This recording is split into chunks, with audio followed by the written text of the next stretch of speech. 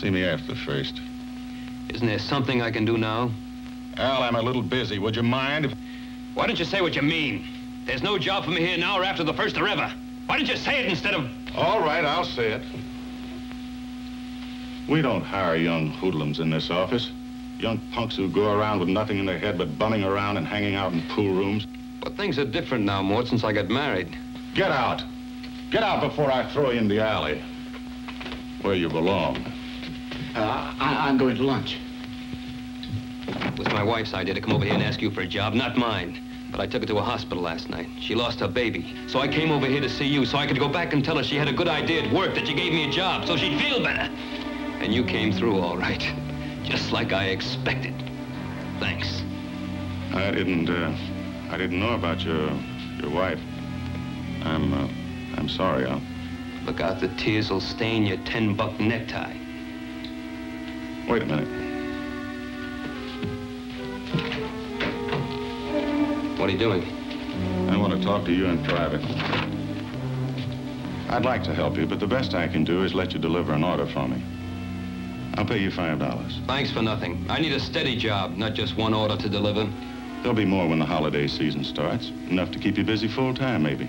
That doesn't sound so bad, does it? Well, no. Look, Al, you come back in about a half hour, about 12:30. You knock at the back door and I'll bring out the package. Come in through the alley with the rest of the trash, huh? So 12:30, he hands me the package and he's real palsy-walsy. He even says I could use his car to make the delivery. So I pull up in front of my house. As I get out of the car, two guys I never seen before walk up to me. You Al DeMarco? What's up? Police officers. What do you want? Whose car are you driving, Al? Well, this belongs to a friend of mine, Mort Bettinger. What's in the package you got there next to you on the seat? Oh, this? I'm delivering it. That's what he loaned me the car from Mort Bettinger to make a delivery.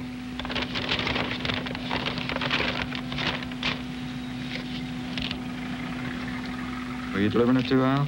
Mrs. Simmons, Mrs. Walter Simmons. The sales slip says Mr. Leland Cameron. Well, there must be a mistake someplace, officer. This package goes to Mrs. Simmons. It's a money clip. A money clip? Says here it's a diamond bracelet. $20,000 plus tax. You must have gave me the wrong package. What'd you do with it, Al? I didn't do anything with it. What are you talking about? It'll go a lot easier for you. This is crazy. I tell you, it's a mistake. Ask Mr. Bettinger. We don't have to. What do you mean you don't have to? He already told us you stole it. And the car. So I wind up doing 14 months for heisting a car and a bunch of diamonds I never even saw. 14 months. That was mainly for the car. The bracelet, that was all on Bettinger's say-so. They couldn't prove that I sold it or stashed it away. All I know, Mr. Bowman, he's the one who took it, not me. Yeah. Well, I guess that doesn't make much difference now, Al. Let's get on with the killing. Oh, no, wait a minute. First, tell me about your wife while you were serving time. She come out of the hospital all right? Yeah. She came out all right. She waited for me, that's the main thing. She even went back to work, saved her money. You know, I'll never forget the first day I got out. She had a swell supper for me. She even baked a cake.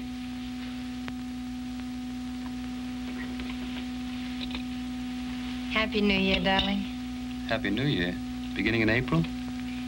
Beginning of the year for us.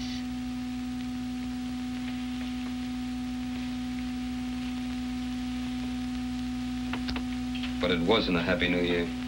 Did you get a job? Yeah, sure. I wrote to my congressman and he made me Secretary of the Treasury. There were a few places that looked like they were going to put me on, but then they started asking questions like, where'd you work last? And I told them Elroy Fetterman's. And they said, when? And I said, over a year ago. I had to tell them. Then they wanted to know what I've been doing since then. And that did it.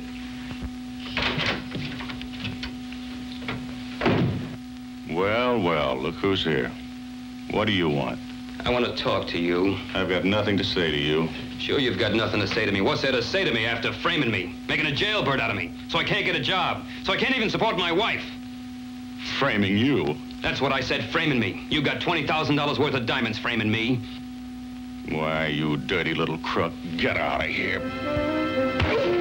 I'm gonna take those What's in one side of me, you're hard.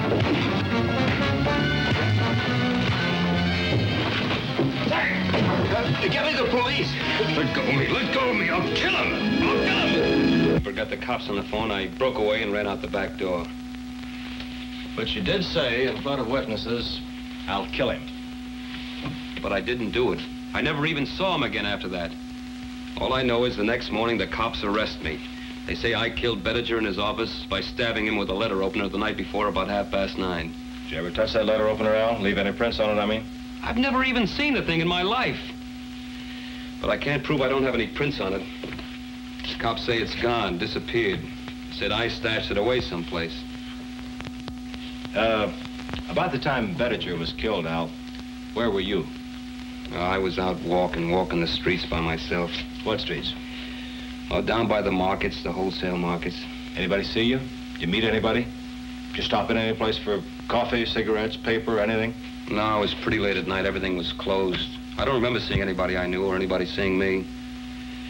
All I know, Mr. Bowman, I didn't do it. I know the police say that I have a record and I have a motive of doing it, but believe me, I didn't do it. Somebody else did it. Bowman put investigators to work trying to dig up Patricia Murray and an alibi witness for his client.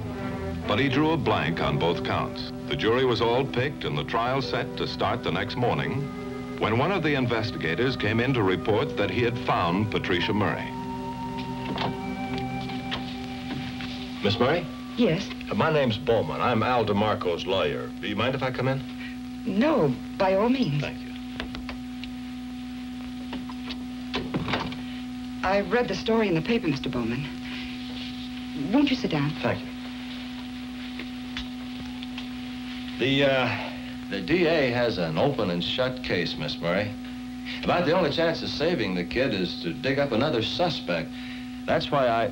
Haven't you found anybody at all? You're our only hope. If you can think of anyone who even might have wanted to kill Bettinger, anyone the police and I might have overlooked, I sure wish you'd tell me. Nobody. I told that to the police when they asked me. Oh, you've talked to them? When? A day before yesterday when I got back to town. You see, I've been living at the Ardmore in Atlantic City since, about 6 weeks before Mr. Bettinger passed on. I knew the police would be interested in talking to anyone who knew Mr. Bettinger, so I went over to police headquarters voluntarily. And? Well, I guess I didn't have anything of importance to tell them. And I did want to help Al so much.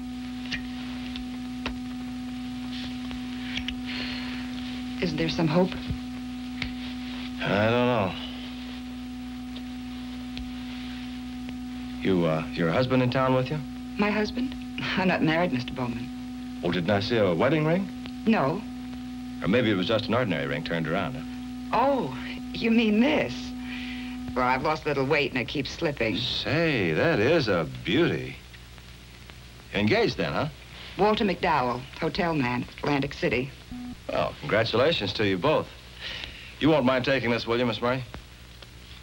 A subpoena? Well, what for? Character witness for Al DeMarco. The law says I have to leave you the fee, too. Well, trials upset me, Mr. Bowman. Do you really need me? I mean, will it help? Well, I'm afraid it won't save the boy's life. But in a case like this, I'm not overlooking anything. I'm having his priest down, a few of the neighbors, everyone I can get. All right, I'll be there. Thank you very much, Miss Murray. I guess all we can do now is hope for the best. I'll pray for him. I phoned the hotel, but she's hiding something. I'd bet my whole career on it, and I'm going to find out what it is. When? Trial starts in the morning. Look, take over for me, will you? Just till after lunch. You know the case. All right, leave me the file. I'll work on it tonight. Thanks, Bart. Yes, Mr.